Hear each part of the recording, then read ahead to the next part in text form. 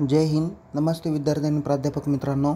Mister अक्षय बळे SPPU exam update या YouTube चॅनलमध्ये आपणा सर्वजणांचं स्वागत आहे.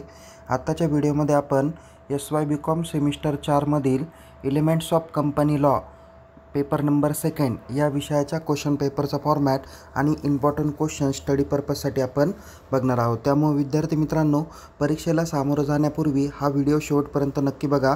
आवडल्यास या व्हिडिओला लाईक करा, शेअर करा. अधिक माहितीसाठी आपण आपल्या यूट्यूब चॅनलला सबस्क्राईब करायला विसरू नका. तसेच परीक्षेबाबत अद्ययावत माहितीसाठी टेलिग्राम चॅनलमध्ये सहभागी होऊ शकता. लिंक डिस्क्रिप्शन बॉक्समध्ये देण्यात आलेली आहे. चला तर मग विद्यार्थी मित्रांनो, सुरू करूया. एलिमेंट्स ऑफ कंपनी लॉ या विषयाच्या क्वेश्चन पेपरचा फॉर्मॅट काय असेल आणि इम्पॉर्टंट क्वेश्चन्सवरती नजर टाकूया. विद्यार्थी मित्रांनो, एलिमेंट्स ऑफ कंपनी लॉ या विषयाच्या क्वेश्चन पेपरच्या फॉर्मॅटमध्ये सगळ्यात अगोदर इम्पॉर्टंट इन्स्ट्रक्शन रीड करा.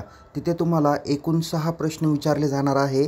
त्यापैकी क्वेश्चन नंबर 1 आणि क्वेश्चन नंबर 6 हा जो काही असणार आहे तो तुम्हाला कंपल्सरी सॉल्व करायचा आहे. आणि क्वेश्चन नंबर 2 ते क्वेश्चन नंबर 5 यापैकी कोणतेही 3च प्रश्न तुम्हाला सॉल्व करायचे आहे. प्रत्येक प्रश्नाला सारखे गुण आहे आणि त्यामध्ये राईट साईडला तुम्हाला ज्या काही फिगर दिसणार आहे त्या तुमचे मार्क्स इंडिकेट करता.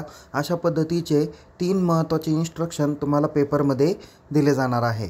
तुमचा जो काही पेपर असणार आहे तो 70 मार्काचा असणार आहे. त्यासाठी तुम्हाला किमान 28 मार्क हे पडले पाहिजे. आणि विद्यार्थी मित्रांनो, तुम्हाला परीक्षा लिहिण्यासाठी किंवा पेपर लिहिण्यासाठी हा पेपरचा कालावधी 2.5 तासाचा देण्यात आलेला आहे. तसेच एलिमेंट्स ऑफ कंपनी लॉ हा पेपर तुम्हाला मराठी ॲज वेल ॲज इंग्लिश या लँग्वेजमध्ये अवेलेबल आहे. दोघांपैकी एका लँग्वेजमधून तुम्ही परीक्षा देऊ शकता. सो क्वेश्चन पेपरच्या फॉर्मॅटमध्ये क्वेश्चन नंबर 1 हा टोटल 10 मार्काला असणार आहे. ज्यामध्ये क्वेश्चन नंबर 1A हा फिल इन दी ब्लँक्स किंवा MCQ असणार आहे. जिथे तुम्हाला 7 किंवा 8 MCQ दिले जातील किंवा 6 दिले जातील. त्यापैकी 5 MCQचे उत्तर लिहायचे आहे. शक्यतो सगळ्याच्या सगळे MCQचे उत्तर लिहिले तर जे बरोबर 5 आहे ते गृहीत धरले जाणार आहे. त्यामुळं 5 मार्कासाठी हा MCQचा प्रश्न आहेत. त्यानंतर क्वेश्चन नंबर 1B हा मॅच द फॉलोविंग पेअर्स विचारला जाईल किंवा ट्रू ऑर फॉल्स विचारले जातील. यासाठी देखील 5 मार्क्स दिलेले आहेत. म्हणजे क्वेश्चन नंबर 1 हा टोटल तुम्हाला 10 मार्कांचा दिलेला आहे.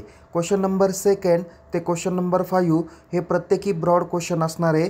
यासाठी प्रत्येक प्रश्नाला 15 मार्क असणार आहे. पण तुम्हाला यापैकी कोणतेही 3च प्रश्न सॉल्व करायचे. म्हणजे 3 गुणिले 15 बरोबर 45 मार्कासाठी क्वेश्चन नंबर 2 ते क्वेश्चन नंबर 5 पर्यंतचे प्रश्न असणार आहे. 4 पैकी कोणतेही 3 प्रश्न सोडवा. ज्याचे उत्तर परफेक्ट येत असतील ते प्रश्न अगोदर सॉल्व करायला घ्या. त्यानंतर क्वेश्चन नंबर 6 आहे शॉर्ट नोट्स. यासाठी तुम्हाला 15 मार्क्स आहे. टोटल तुम्हाला 3 शॉर्ट नोट्सची उत्तरं लिहायची आहे. यासाठी तुम्हाला 5 शॉर्ट नोट्स दिल्या जातील.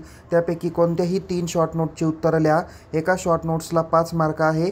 3 याची उत्तरं लिहिली तर तुम्हाला 15 मार्क्स या ठिकाणी आउट ऑफ पैकी भेटून जातील. अशा पद्धतीने जे काही क्वेश्चन आहेत टोटल 6 प्रश्नाला, त्यापैकी क्वेश्चन नंबर 1ला 10 मार्क, क्वेश्चन नंबर 2 ते 5मध्ये तुम्हाला 45 मार्क्स आणि क्वेश्चन नंबर 6ला तुम्हाला 15 मार्क्स असे मिळून टोटल 70 मार्कांची क्वेश्चन पेपर असणार आहे. आणि यासाठी तुम्हाला मॅक्झिमम 28 मार्क्स हे जर का असतील तरी तुम्ही पासआउट होणार आहे. 28 किंवा त्यापेक्षा जास्त मार्क्स असेल तर निश्चित तुम्ही पासआउट होणार आहे.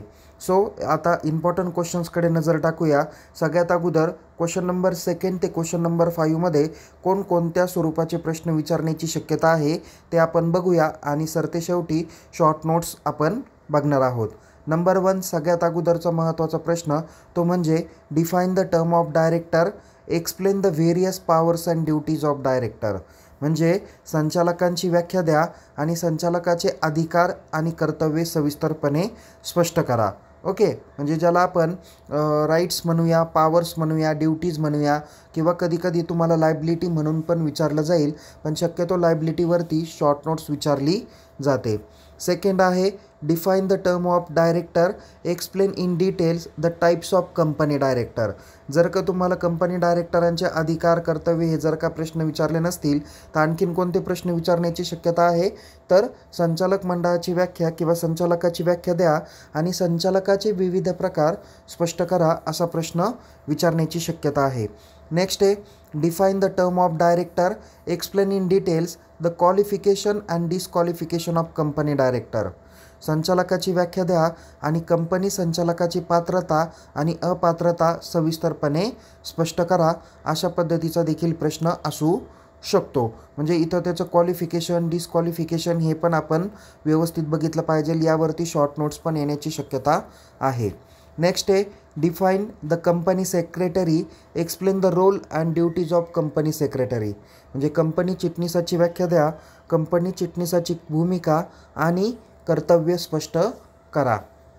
नेक्स्ट आहे what is the whole time director, explain the difference between whole time director and managing director.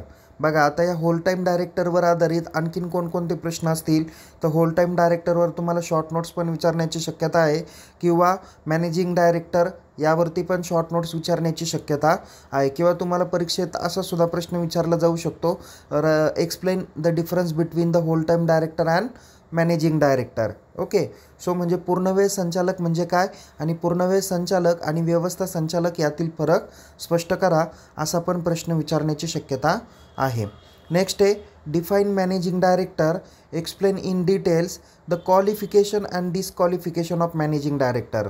जसं आपण मगाशी संचालकांचं बघितलं किंवा कंपनी संचालकांची आपण पात्रता अपात्रता बघितली, त्याच पद्धतीने व्यवस्था संचालकांची व्याख्या आपल्याला द्यायची आहे आणि कंपनीच्या व्यवस्था संचालकाची पात्रता आणि अपात्रता आपल्याला सविस्तरपणे स्पष्ट करायला पण विचारले जाऊ शकतो.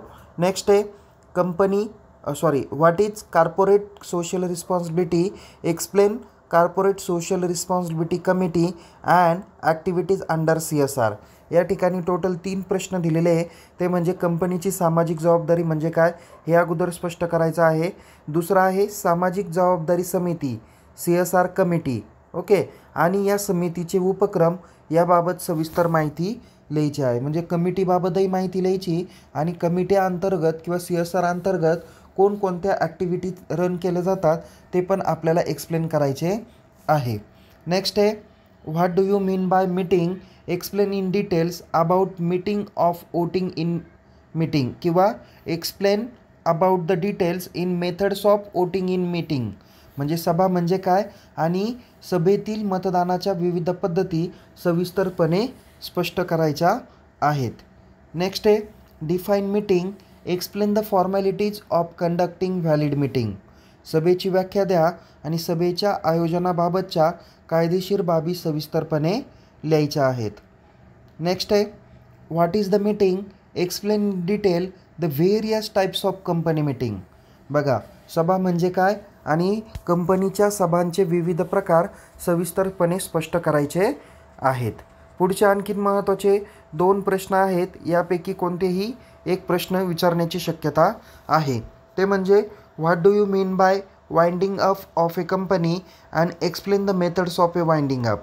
कंपनीचे समापन म्हणजे काय आणि कंपनीच्या समापनाच्या विविध पद्धती स्पष्ट करा. म्हणजे कंपल्सरी वाइंडिंग अप किंवा ऑर्डर बाय लॉ वगैरे या पद्धतीचे सुद्धा काही प्रकार असतात, ते आपल्याला सविस्तरपणे स्पष्ट करायचे आहेत. नेक्स्ट आहे what is e governance and explain the importance and advantages of e governance. म्हणजे ई गव्हर्नन्स म्हणजे काय आणि ई गव्हर्नन्सचे फायदे आणि महत्त्व सविस्तरपणे स्पष्ट करायचे आहे.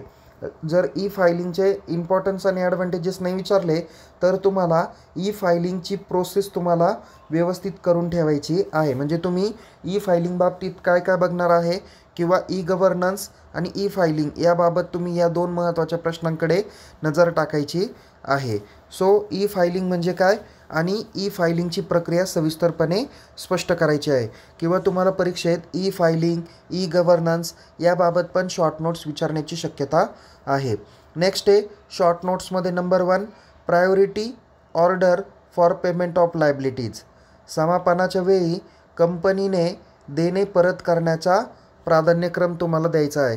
म्हणजे जे काही आपण एखादी कंपनी वाइंडिंग अपमध्ये जाते तर त्यानंतर त्यांना लायबिलिटी जी काही आहे तर ती देण्याची वेगवेगळी प्रायोरिटी आहे.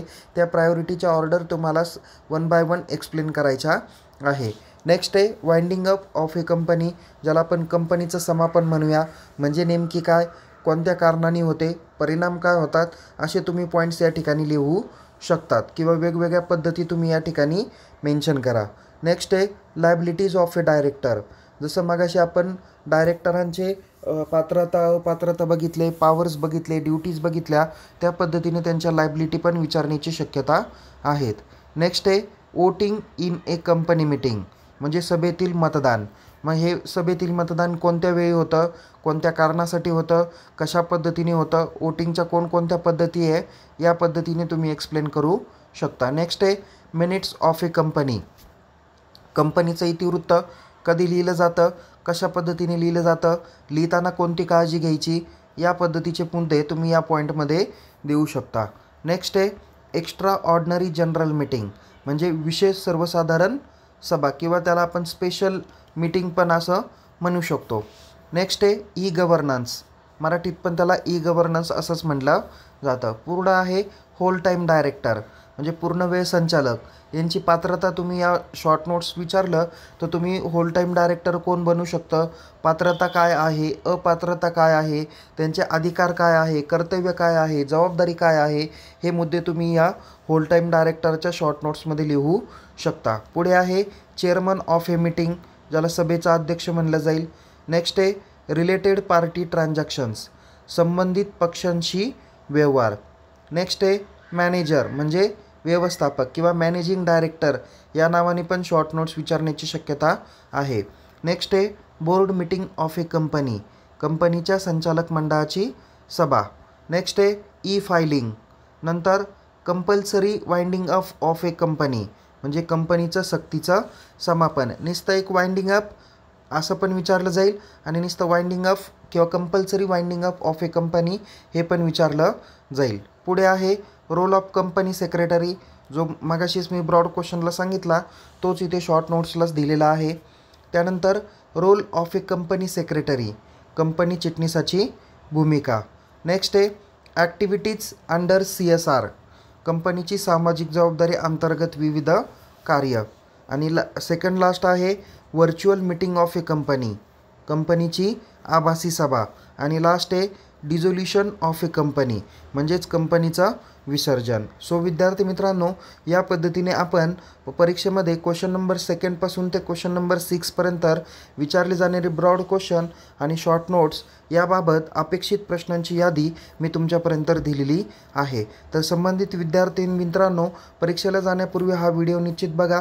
आवडल्यास या व्हिडिओला लाईक करा, शेअर करा. अधिक माहितीसाठी टेलिग्राम चॅनलमध्ये सहभागी व्हा आणि यूट्यूब चॅनलला सबस्क्राईब करायला विसरू नका. पुन्हा भेटूया एका नवीन विषयासह, नवीन व्हिडिओसह. तोपर्यंत येणाऱ्या परीक्षेसाठी तुम्हाला खूप खूप शुभेच्छा. All the best. Take care. जय हिंद. धन्यवाद.